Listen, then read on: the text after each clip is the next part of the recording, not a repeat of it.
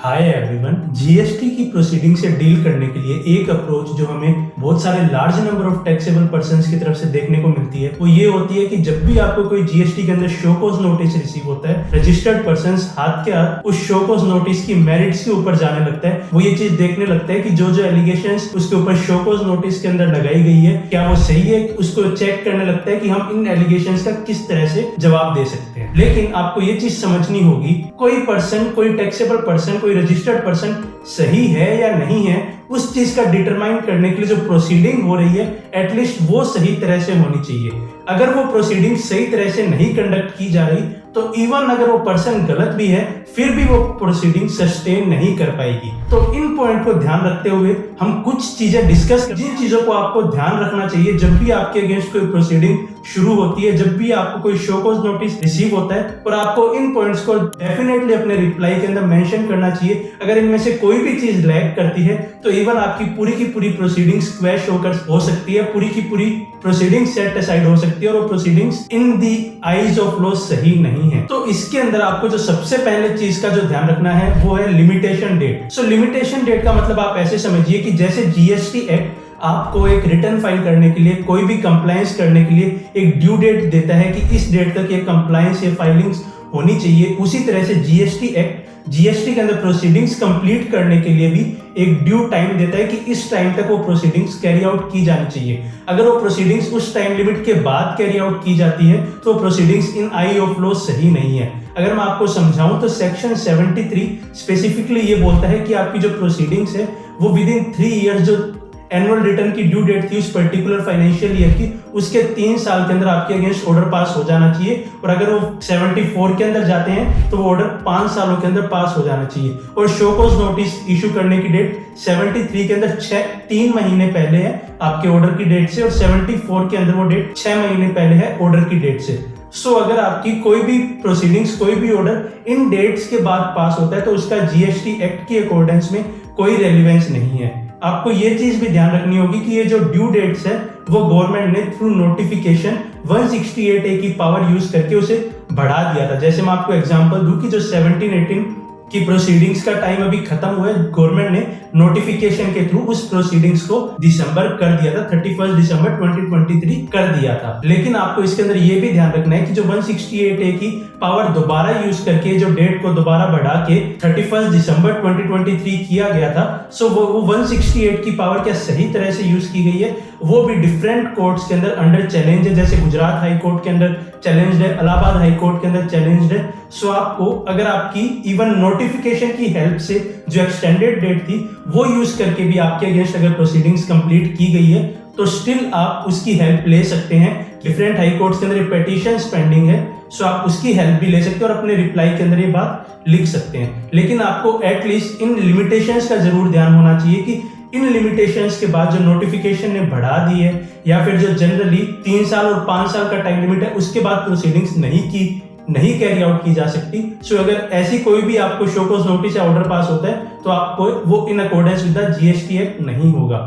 दूसरी चीज जो आपको ध्यान रखनी है वो होती है अपॉर्चुनिटी ऑफ पर्सनल हियरिंग। तो पर्सनल अपॉर्चुनिटी का राइट जो आपके पास है वो आपको ये पावर देता है कि आप जो प्रॉपर ऑफिसर है उनसे मिलकर अपना केस उन्हें एक्सप्लेन कर पाए, जो आपने रिप्लाई फर्निश किया है आप उन्हें समझा पाए कि आपके केस के अंदर आपके अगेंस्ट डिमांड क्यों नहीं रेज की जानी चाहिए। सेक्शन 75(4) के अंदर भी ये बात मेंशन की हुई है कि अगर आपके अगेंस्ट कोई भी एडवर्स ऑर्डर अगर कंटेम्पलेट किया जाता है, कि अगर आपके अगेंस्ट कोई भी एडवर्स ऑर्डर दिया जाना है तो उससे पहले आपको पर्सनल हियरिंग दी जानी चाहिए। क्योंकि जब आप ऑनलाइन पोर्टल के ऊपर आपके पास ऑप्शन आता है, जब आप अपना रिप्लाई फर्निश करते हैं कि क्या आपको पर्सनल हियरिंग चाहिए या नहीं चाहिए, तो आप उसके अंदर यस या नो सेलेक्ट कर सकते हैं। तो प्रॉपर ऑफिसर्स ने कई केसेस के अंदर इस वजह से अपॉर्चुनिटी नहीं दी पर्सनल हियरिंग की, क्योंकि पर्सन्स ने नो सेलेक्ट किया हुआ है उस ऑप्शन के अंदर। लेकिन आप ये समझिए कि इन अकॉर्डेंस विद सेक्शन 75(4) अगर आप नो भी सेलेक्ट करते हैं और आपके अगेंस्ट कोई ऑर्डर पास होना है, स्टिल आपको पर्सनल हियरिंग की अपॉर्चुनिटी दी जानी चाहिए। पर्सनल हियरिंग के बारे में आप ये चीज भी समझिए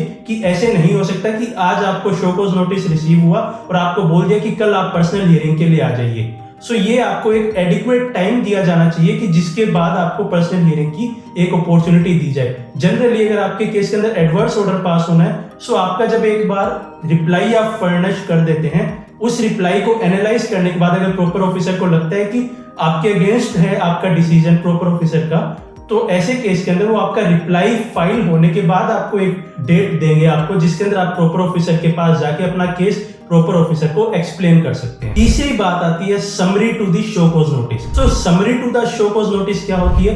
रूल 142 का सब रूल 1 ये बात करता है कि जब भी आपको कोई शो कॉज नोटिस दिया जाएगा, उसके साथ इन फॉर्म DRC 01 के अंदर उस शो कॉज नोटिस की समरी होनी चाहिए, जो इलेक्ट्रॉनिकली आपके पोर्टल के ऊपर अपलोड की जाएगी। सो अगर आपको DRC 1 रिसीव नहीं होता है, सिर्फ शो कॉज नोटिस रिसीव होता है, DRC 01 पोर्टल पे रिसीव नहीं होता है, तो भी ये proceedings in accordance with the provisions of the GST act नहीं है। और अगर आपके साथ ऐसा कुछ हो रहा है तो स्टिल आप ये ग्राउंड उठा सकते हैं अपने रिप्लाई के अंदर कि मेरे को जो summary to the show cause notice है जो दी जानी चाहिए थी वो नहीं दी गई। अगली चीज आप समझिए कि आपके जो भी शो कॉज नोटिस और summary to the show cause notice receive होते हैं वो प्रॉपर्ली साइंड होने चाहिए, आइदर बाय डिजिटल सिग्नेचर और प्रॉपर ऑफिसर के उसके ऊपर साइन और सील होनी चाहिए। ये आपको चीज तो बहुत छोटी लगेगी कि क्या एक सिर्फ साइन ना होने की वजह से क्या आपकी वो प्रोसीडिंग्स पूरी की पूरी प्रोसीडिंग्स इनवैलिडेट हो सकती है। सो आपको ये समझना होगा कि वेरियस हाई कोर्ट्स ने इसके ऊपर डिसीजंस भी दिए हैं कि साइन ना होना आपके शो कॉज नोटिस ऑर्डर्स के ऊपर ये एक छोटी चीज नहीं है, एक बहुत बड़ा इशू है।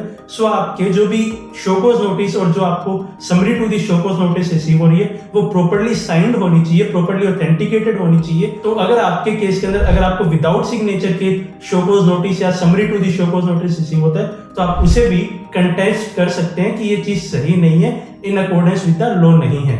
इसके बाद आप समझिए कि DRC 01 से पहले एक DRC 01A का कॉन्सेप्ट होता है जिसे बोलते हैं इंटीमेशन।